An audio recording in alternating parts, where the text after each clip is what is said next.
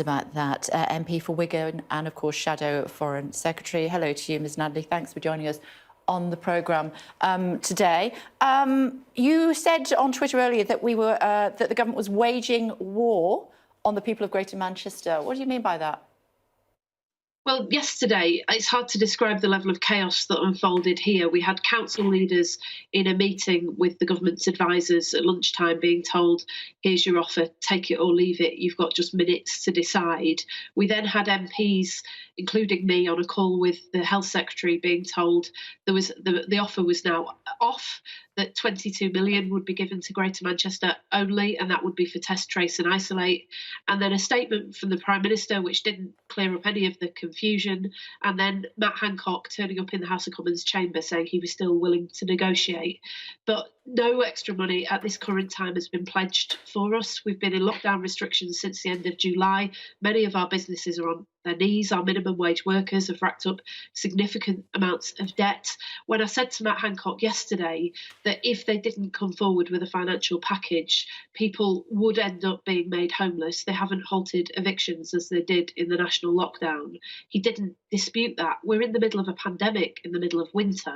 It genuinely feels like this government is now not only failing to help us, but is actively working against us to inflict harm on its own citizens.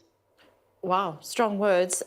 We heard from Mr Jenrick saying 150 million quid has been pledged for Greater Manchester, and that's an awful lot of money.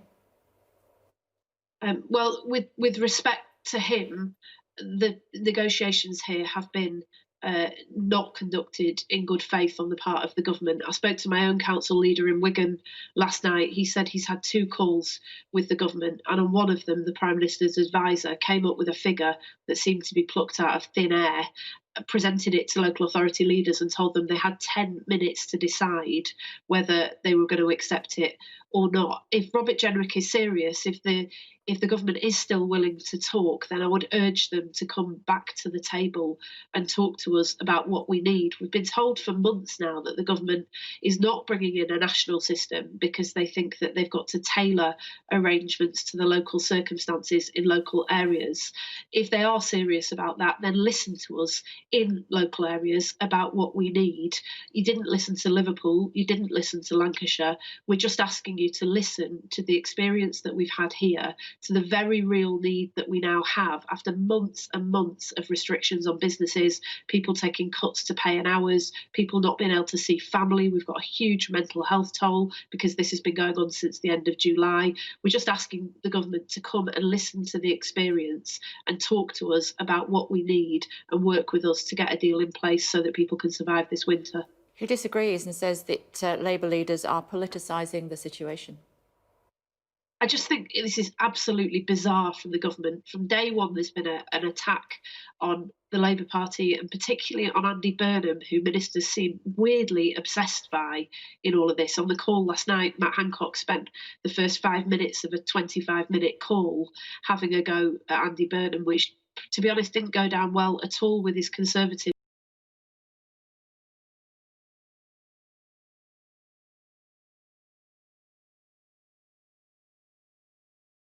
the call last night. Matt Hancock spent the first 5 minutes of a 25-minute call having a go at Andy Burnham, which, to be honest, didn't go down well at all with his Conservative colleagues.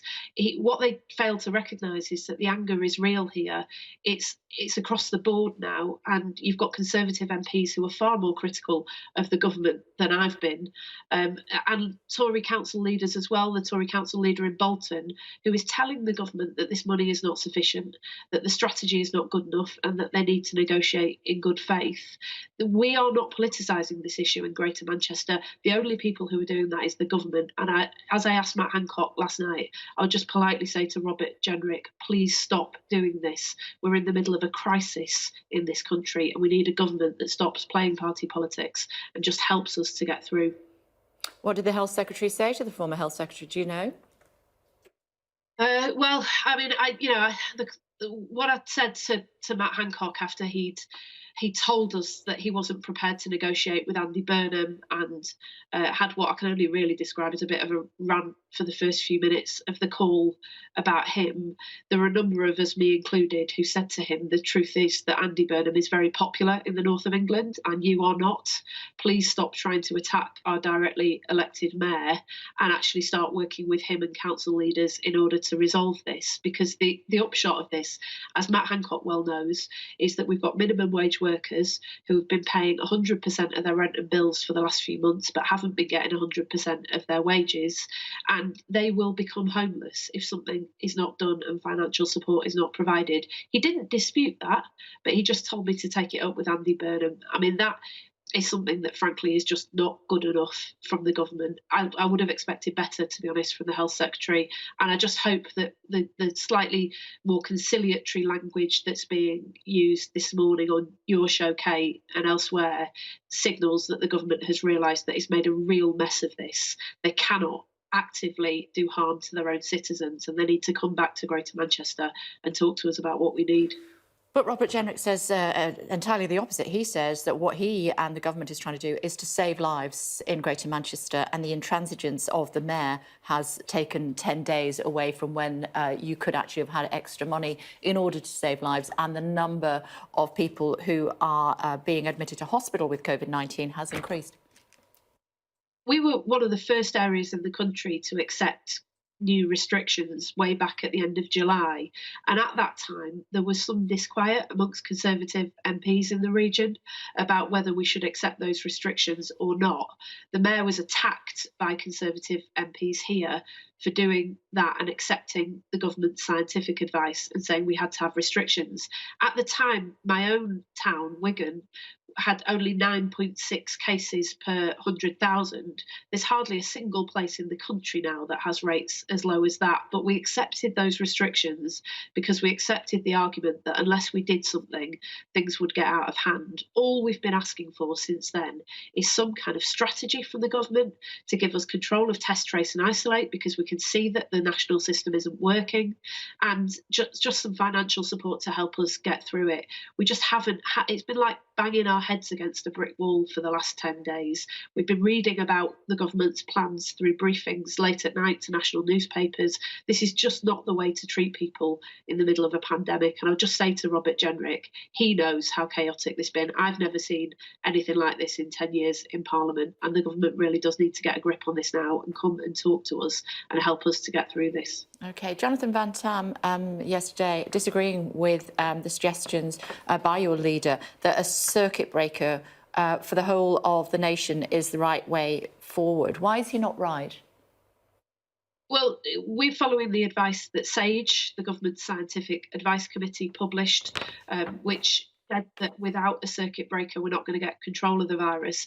I have to say the evidence from Greater Manchester would suggest that we are right, because Bolton, for example, next door to me in Wigan, has had restrictions on its pubs. Its pubs were closed for quite significant amounts of time for several months, and yet we've still seen cases rise. So I would respectfully suggest that that is probably the right thing to do. But at the end of the day, if the government's not prepared to do that, then we absolutely accept that further restrictions are needed. If what they want to do is put in place tier 3 restrictions, we've said we'll work with that. Our hospitals are under serious pressure here in Greater Manchester, but we just ask that they work with us, give us control of test, trace and isolate so we can start to get a grip on this virus, because their outsourced expensive system is just not working here or anywhere in the country, and just help us with some financial support to get through that as well. Lisa Nandy, it's always a pleasure. Thank you. Thank you. There's been a development overnight in connection with